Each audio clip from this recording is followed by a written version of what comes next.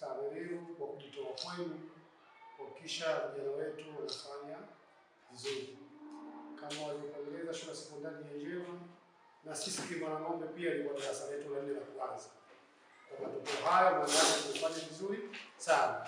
Kama hao walitupongeza, tujipongeze wenyewe. Tunapongeza sana. Naamini pia darasa la mtihani la mwisho litakuwa darasa la 6. Kwetu itakuwa ndio darasa la 6 la kwanza, hatutakuwa na darasa la 7.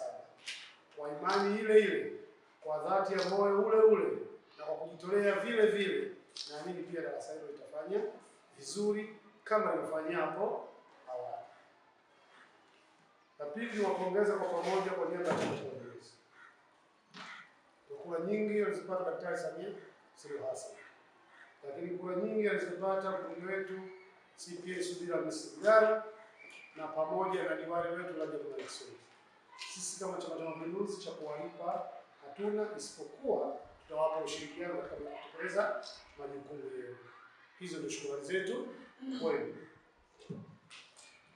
Lakini walimu, najua kuna changamoto ambazo nazijua ndani ya shule hii kama msimamizi wa idara, ambazo tunazo sisi wazazi.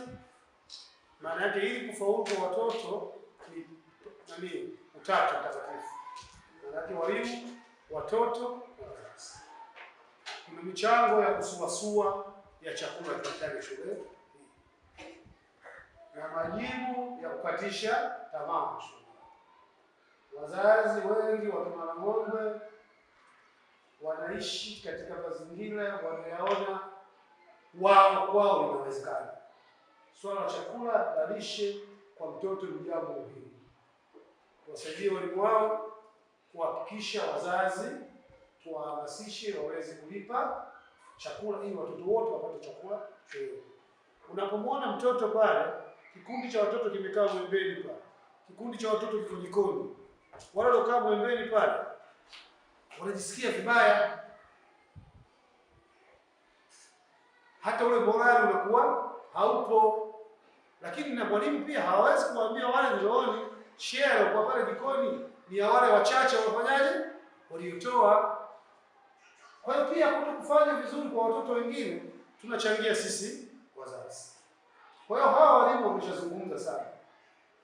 Ofisi yako Mheshimiwa Diwani Mtendaji pia itoje kutoa katika vikao vya wazazi elimu ya lishe na umuhimu wa watoto kula chakula na shule.